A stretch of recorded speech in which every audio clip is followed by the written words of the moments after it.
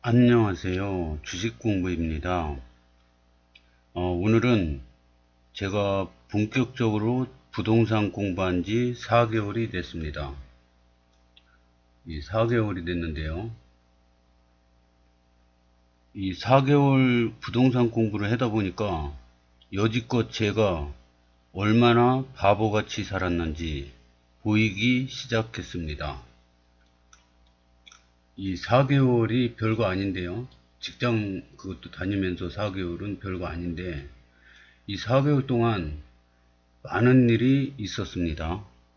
그래서 그러면 이 바보같이 사는 게 아무것도 아닐까요? 그거는 아니라고 생각합니다.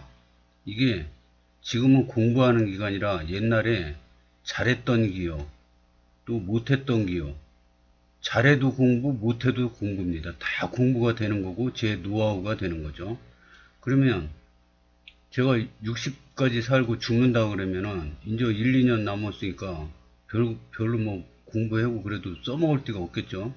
근데 지금은 100세 시대를 넘어서 120세 세대라고 합니다. 그럼 120세까지 내가 건강관리 잘해서 살았다 그러면 앞으로 60년이 남습니다. 60년 동안 써먹을 소중한 노하우가 되는 거죠. 그래서 지금은 잘해도 공부, 못해도 공부라고 생각합니다. 지금의 노하우는 노후에 저희 재산이 된다고 생각합니다. 그리고 이제 제가 왜 바보 같았냐고 그러면은 이 부동산 공부하기 전에 제가 이제 슈퍼를 했다 그랬지 않습니까? 14년 동안 슈퍼를 했는데요. 그 대로변 바로 앞에서 했습니다. 코너 여기 대로변이 이렇게 있습니다. 이 코너에서 해가지고 자리도 좋았어요. 앞 가게 앞 그 공간도 넓고 그런데 제가 집이 멀리 하나 총각대 사놓은 게 있었는데 이거는 이제 세를 주고요. 그리고 여기 길 건너에 단독주택에 세를 살았습니다. 가게방에서 있다가 너무 좁아서 이제 새 방을 얻었다가 또 이사를 많이 다녔어요. 그랬는데 어쩜 그렇게 재개발 사이로 이렇게 삐껴나가는지 여기 이제 그 빌라를 전세로 살았었는데 이 빌라 주인이 우리 나간다 그러니까 내놔도 안 나가는 거야 이게 전세가. 그러니까 빌라 주인이 3,500에 살았었는데 3,500에 그냥 사서 그냥 살으라 이거예요. 그런데 부인이 또 뭐 이런 집에서 사냐고 싫다고 그래가지고 저는 사고 싶었는데 그 여자들이 또 고집이 세지 않습니까? 그래 못 샀어요. 그랬는데 이게 나중에 재개발이 결정되니까 여기에 플러스 1억이 붙더라고요. 재개발 되지도 않았는데 재개발 된다는 얘기만 나와서 1억이 붙더라고요. 이제 막 속병이 좀 생겼죠. 그러다가 이제 이사를 막 다니다가 도저히 안 되겠어요. 그래서 좀 떨어진 뒤에 집을 하나 사기로 했습니다. 그런데 뉴스에 맨날 나오는 거예요. 뭐 1가구 2주택 세금 엄청나게 과세를 한다. 막 그런 뉴스가 그때 1999년도에 시작했는데 2000 한 1, 2년 됐을 거예요. 2001년인가 2년 됐는데 월드컵 할 때 그때였습니다. 2002년이네요. 그때 집을 하나 사기로 했는데 뉴스에서 뭐 계속 뉴스만 틀으면 그 1가구 2주택 과세 뭐 이게 나오는 겁니다. 근데 솔직히 빌라 이거 싼 빌라는 1가구 2주택 과세 해봐야 뭐 얼마 안 나오는데 그때 그거 알았습니까? 몰랐지. 그래서 이거를 급하게 팔았습니다. 팔았는데 2,500에 팔았어요. 그리고 이거를 샀습니다. 이거를 8천짜리였었는데 분양가가 6천에 샀습니다. 근데 이게 2년 있다가 재개발 된다고 막 뉴스에 나오더라고요. 그래서 그 근처 부동산에 물어봤더니 1억 3천 줘도 못 산답니다. 그래서 또 땅을 치고 후회를 했죠. 근데 여기 새 살던 사람은 또 송도에 그 돈도 없는데 분양 청약을 해서 분양에 당첨이 돼가지고 그 분양권을 1억 넘게 팔고 아파트 사서 나갔습니다. 주변 사람들은 이렇게 잘 되는 거 보면서도 도대체 부동산에 대해서는 뭐 관심이 없었습니다. 그래서 지금 생각해도 참 한심하게 투자를 했죠. 주식은 더 합니다, 제가. 주식 투자는 3년 동안 진짜 저 말도 못하게 바보짓을 많이 했습니다. 근데 그게 지금은 다 노하우가 돼서 지금은 제 재산이 되고 있습니다. 이것도 마찬가지라고 생각합니다. 앞으로 이게 인생을 살아가면서 저의 노하우가 될 거라고 생각합니다. 그래서 이게 인생을 살아가면서 공부를 한 사람과 공부하지 않은 사람과 이 인생 자체가 틀린 거예요. 생각하는 것도 틀리고 같은 인간인데 틀린 인간이 되는 거죠. 호모 사피엔스, 호모 에렉투스, 이런 게 있지 않습니까? 인종이 완전히 다른 거예요. 공부하는 인간과 공부하지 않는 인간. 책을 보는 인간과 책을 보지 않는 인간. 이게 처음에는 차이가 별로 안 나요. 그러다가 오래 사니까 오래 살수록 이게 차이가 엄청나게 벌어진다고 생각합니다. 그래서 이 사람은 나이 먹어서도 새방 전세 살고 이 사람은 강남 50평대 아파트 살고 이렇게 차이가 나는 겁니다. 처음에는 별로 차이 안 나다. 그래서 이 책을 보다 보니까 이 자유몽이라는 분도 처음에 뭐 재산도 없고 그냥 평범한 직장인이었어요. 근데 이 부동산 투자를 하면서 이 슈퍼매미가 된 겁니다. 자산가가 된 거죠. 그래서 오늘은 이 부동산 투자 고수 자유몽의 이야기를 들어보기로 하겠습니다.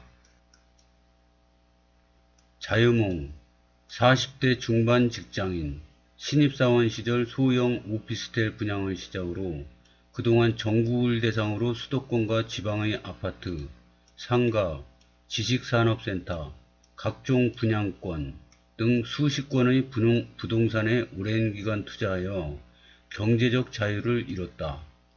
좋은 물건을 찍는 능력보다 기본 투자 마인드가 훨씬 더 중요하다고 강조한다. 부동산으로 이룬 자유의 꿈 저자이며 인생과 투자 공부방으로 블로그를 운영 중이다.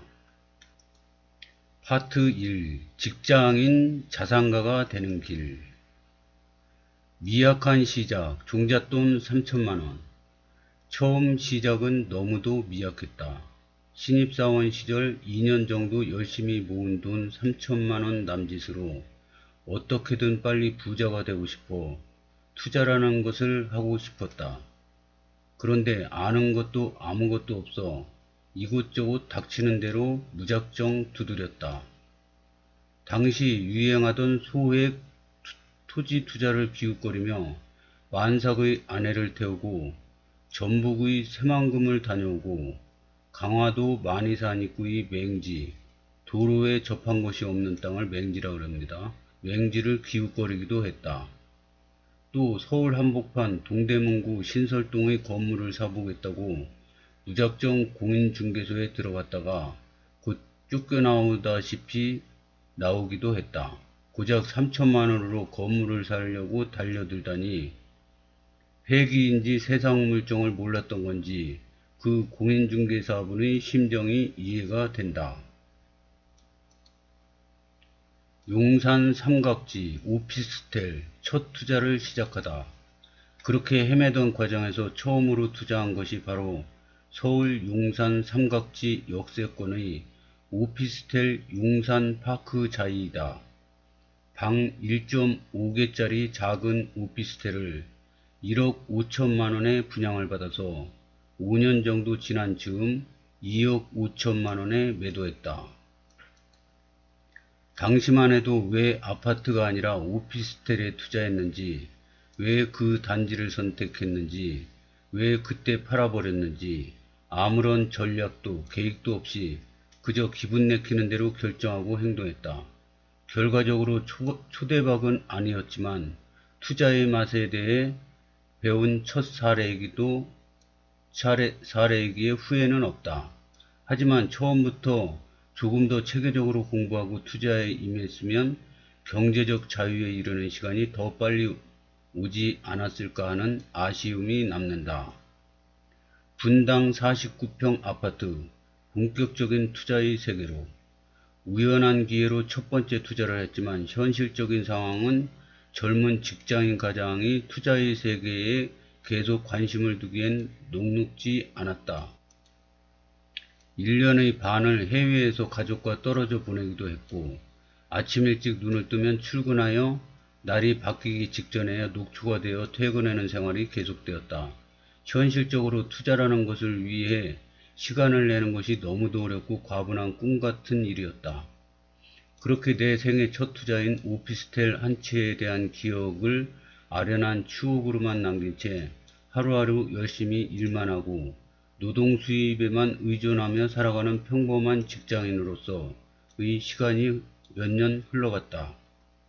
그러다가 본격적으로 투자의 세계에 빠져들게 된 것은 2013년 경기도 분당의 임해동 대형 아파트 매입 시점이다. 당시 우리는 빌라에 살고 있었는데 언젠간 아이가 학교에 갈 때쯤이면 좀 더 넓고 쾌적하고 학군이 좋은 곳으로 살고 싶다는 꿈을 가지고 있었다. 분당에 연고지가 있었던 것도 아니고 잘 알지도 못했는 동네였지만 학군이 좋고 직장에서도 멀지 않았으며 가격도 서울의 핵심지보다 조금 저렴해서 가진 돈이 많지 않은 우리도 접근해 볼만 하다는 생각이 들었다. 당시 분당 임해동 49평 아파트의 가격은 6억 원 정도였다. 지금은 20억 원에 육박한다. 전세 가격이 4억 5천만 원이어서 전세를 끼고 1억 5천만 원 정도 들여 매수를 했다. 당시 비록 지금은 좁은 빌라에 살고 있지만 아이가 학교 갈 때쯤이면 분당 아파트의 전세를 빼주고 잘 수리한 후 입주해서 평생을 살겠노라는 부푼 꿈을 꾸었다. 그때만 해도 취득세가 얼마나 드는지, 나중에 팔 때 양도세는 얼마나 나오는지, 근처에 들어온다는 초고속 철도 GTX가 얼마나 영향이 있을지, 내가 산 것이 과연 좋은 물건인지 아닌지, 잘한 투자인지 아닌지에 대한 깊은 생각조차 없었다. 그런데 1년 정도 지난 어느 날 아파트 시세를 확인해 보니 어느새 7억 원이 되어 있었다. 순간 두 눈을 의심했다. 회사에서 한 달에 월급 수백만 원을 벌기 위해서는 죽을 힘을 다해야 하는데 불과 1년 만에 1억 원이 오르다니, 이 아파트의 시세가 왜 올랐는지, 앞으로도 계속 오를 것인지 너무 궁금해지기 시작했다. 한 번도 안 해본 사람은 있어도 한 번만 해본 사람은 없다는 말처럼 이 작지 않은 성공은 나를 자연스럽게 투자의 세계로 이끌었다. 닥치는 대로 부동산 책들을 읽고 강의들을 찾아다니며 많은 투자 선배들의 의견과 경험을 듣고 거기에 나의 생각이 융합되면서 조금씩 관련 지식과 경험, 자신감을 쌓아갔다. 1년 후 분당 아파트 한 채를 더 사다. 첫 번째 아파트를 산 후 1년 정도 지났을 때 맞벌이를 하며 열심히 안 쓰고 모은 월급, 그리고 추가 대출을 합하여 현금 1억 원 정도를 마련할 수 있었고, 이 정도면 또 하나의 분당 아파트를 사기에 충분하지는 않지만 가능한 돈이었다. 그리고 또 1년 후 똑같은 방법으로 또 하나의 분당 아파트를 살 수 있었다. 이렇게 월급과 극도의 절약, 그리고 오피스텔 투자를 통한 약간의 시세 차익과 대출을 활용하여 입사 후 10년 동안 모은 현금 약 3억 5천만 원으로 30대 중반에 전세 레버리지를 끼고 분당 아파트 3채를 매수할 수 있었다. 다른 사람들의 입장에서 보면 별 고민 없이 묻지마 투자처럼 부동산을 마구 사들인 것처럼 보일 수도 있을 것이다. 하지만 가진 것 없이 시작해 어렵게 모은 피같은 전재산을 투입해야 하는 30대 중반 가장의 결정이 그리 쉽게 이루어진 것은 아니다. 시장을 철저하게 분석하고 나름의 투자 규칙을 세운 후 주변의 우려와 나 자신의 두려움을 뒤로하고 소중한 재산을 베팅했고 장을 담그듯 기다렸다. 2019년 출간한 부동산으로 이룬 자유의 꿈에 치열한 고민의 과정과 부동산 투자 기술을 상세히 소개했다. 출간 후 시간이 많이 흘러 세금 등 크게 바뀐 부분이 있지만 기본적인 투자 마인드와 투자 기술은 변하지 않았으며 나는 지금도 그 내용을 기반으로 투자처를 찾고 있다. 40대 경제적 자유를 누리다. 작은 씨앗으로 시작된 부동산 투자는 이후에는 거침이 없었다. 보유한 분당 아파트 3채 중 각종 세금과 포트폴리오 구성을 고려하여 매도 시점이라고 판단된 아파트 한 채는 앞으로 더 오를 것을 알지만 눈물을 머금고 매도하여 일단 현금화했다. 그런 다음 다시 좀 더 작은 몸짓의 경기도 용인의 아파트 3채로 바꾸었다. 이렇게 부동산이 조금씩 많아지고 총 자산의 규모가 커지면서 자산의 증가 속도에 가속도가 붙기 시작했다. 시간이 흘러 용인의 아파트 일부는 동탄, 시흥, 천안, 원주, 충주, 군산 등 전국 지방의 아파트로 바뀌었고 일부는 상가, 지식산업센터, 오피스텔 등 그때의 시장 상황에 따라 여러 자산으로 변형되어 전국으로 뿌려졌다. 약 10년 동안 50여 채 이상의 부동산을 취득했으니 2달에 한 건 정도 매매 계약을 진행한 셈이다. 매매 계약 및 잔금, 매도 계약 및 잔금, 임대차 계약 및 잔금 등을 포함하면 지금도 일주일에 몇 번씩 공인중개사무소와 연락하는 생활을 하고 있다. 앞에서 말했듯 분명 운이 좋았음을 인정하지 않을 수 없다. 앞으로는 시장이 어떻게 흘러갈지 모르고 지금처럼 최고 수익률을 낼 수 있다는 보장도 없다. 최근 수도권의 급등과 각종 세금 등으로 부동산 투자가 예전보다 어려워진 것도 사실이다. 그렇다면 이제 막 투자를 시작하는 분들에게는 기회가 아예 없는 것일까? 준비된 사람에게는 언젠가 항상 기회가 온다는 것을 시장은 수십 년 동안 보여주었다. 이제 본격적인 준비를 시작해보자. 오늘 아침에 회사에서 저는 야간이지 않습니까? 그러니까 밤새워서 일하고 아침까지 하고 이제 아침에 퇴근을 해서 지금 집에 왔는데요. 아침에 일하다가 그 여성분을 만나가지고 얘기를 했는데 이분은 그 재개발이 확정된 구역에 1억 2,500만 원 하는 빌라를 이 사람이 2년 동안 기다렸는데 재개발이 안 되는 거예요. 그래서 손해를 보고 8,500에 팔았답니다. 근데 이 같은 직장 다니는 이 여성분이 샀대요. 샀는데 지금 재개발이 확정돼서 그 분양가에서 이 원주민은 이제 얼마 할인해서 분양을 해주죠. 분양가 빼기 그 원주민이 내는 금액을 하니까 3억 4천이 되더랍니다. 그러니까 근데 이 8억 8,500이 4천은 내 돈이고 4,500은 저 대출을 받았답니다. 그러니까 4천 투자해서 3억 4천이 된 거예요. 그래서 이렇게 부동산 투자는 이제 주식도 참 중요하지만 주식은 거의 대부분 다 까먹지 않습니까? 근데 이거는 부동산을 사놓고 버티면은 결국은 올라가더라고요. 물론 주식도 좋은 주식 사서 버티면 올라갑니다. 그리고 주식을 꾸준히 수익을 내는 사람은 지금은 부동산이 막 억 해가지고 되게 큰 것 같은데 결국에는 롱런을 하고 잃지 않고 꾸준히 수익이 나잖아요. 슈퍼개미들 1년에 막 100억 이상 버는 사람들 저 유튜브 같은 데서 보지 않습니까? 이게 실력이 계속 늘어요. 계속 공부해야 되기 때문에 부동산도 마찬가지라고 생각합니다. 부동산도 한번 공부해 놓으면 죽을 때까지 써먹어요. 재개발 그 단지에서 이거를 썩은 빌라도 사놓고 기다리면 언젠가 재개발이 되는구나. 근데 재개발이 잘 될지를 파악을 잘 해야죠. 그러면은 이게 재개발된다고 그래서 올랐다고 무조건 팔 게 아니라 기다리면은 그 부동산 아파트 분양할 때까지 기다리면은 그 부동산 분양 가격에서 이거를 원주민들은 이거를 집값을 빼주지 않습니까? 그럼 만약에 6억 5천짜리인데 원주민들은 2억 5천만 내라. 그러면 이 집값 가치가 4억이 되는 거죠. 그래서 이렇게 시세 차익을 낼 수가 있구나. 이런 거를 배우는 거죠. 여기까지 하겠습니다.